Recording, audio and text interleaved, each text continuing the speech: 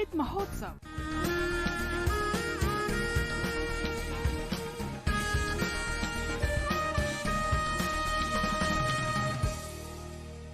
आजादी का सफर आकाशवाणी समाचार के संग।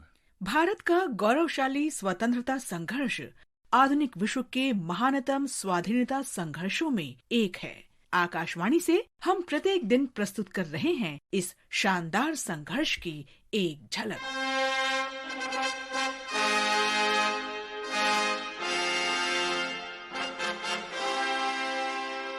अट्ठाईस जुलाई 1921 को भारतीय राष्ट्रीय कांग्रेस ने प्रिंस ऑफ वेल्स की यात्रा का बहिष्कार करने का फैसला किया था। वर्ष 1920 में देश में असहयोग आंदोलन की शुरुआत हुई थी।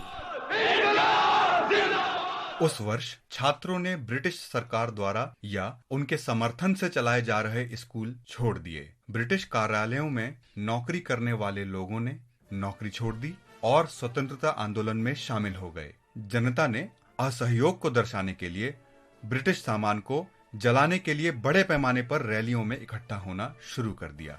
ब्रिटेन के कारखानों में बने सामान की तुलना में लोगों ने स्थानीय कारीगरों के बने सामान को अधिक महत्व देना शुरू कर दिया।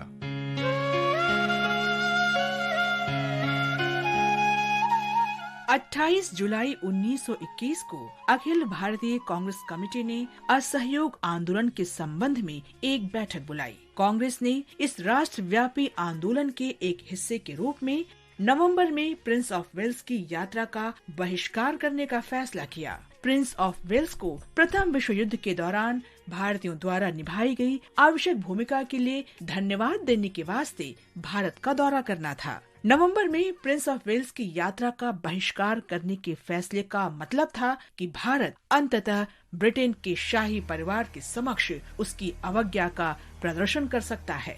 बहिष्कार की तैयारी शुरू हो गई। महात्मा गांधी ने आंदोलनकारियों के साथ जेल भरने की मांग की। नवंबर 1921 में प्रिंस ऑफ वेल्स के आगमन पर व्यापक विरोध प्रदर्शन किया गया। उनका स्वागत सुनसान सड़कों और बड़े पैमाने पर देशव्यापी हड़ताल के साथ किया गया था। देश भर में राजनीतिक बैठकें भीड़ की हिंसा से प्रभावित हुईं। मुंबई में स्थिति बिगड़ गई और वहां पुलिस की दमनपूर्ण कार्रवाई में कई प्रदर्शनकारी गंभीर रूप से घायल हो गए। नवंबर 1921 में असहयोग आंदोलन का अगला चरण शुरू हुआ, जिसने सरकार को हिलाकर रख दिया।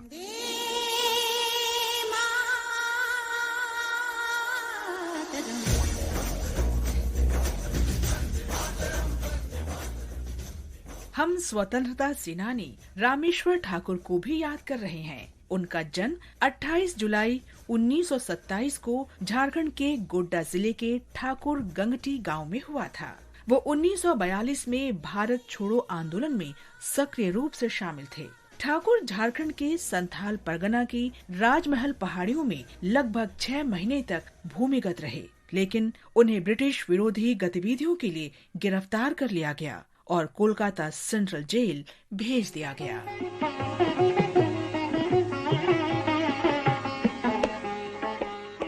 स्वतंत्रता के पश्चात रामेश्वर ठाकुर राजनीति में आए और उन्होंने झारखंड में संथाल परगना में सामाजिक सुधारों और ग्रामीण पुनर्निर्माण गतिविधियों में सक्रिय रूप से भाग लिया। रामेश्वर ठाकुर ने 1965 में हरिदेवी मेमोरियल फंड की स्थापना में मदद की।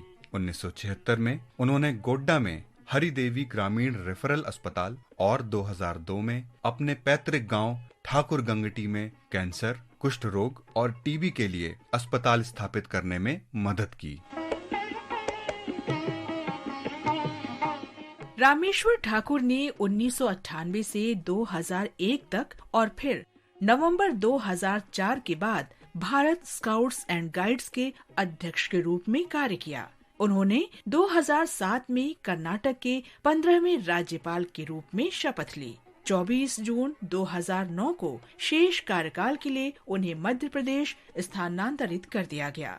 रामेश्वर ठाकुर 15 जनवरी 2015 को मृत्यु तक लोगों की भलाई के लिए काम करते रहे।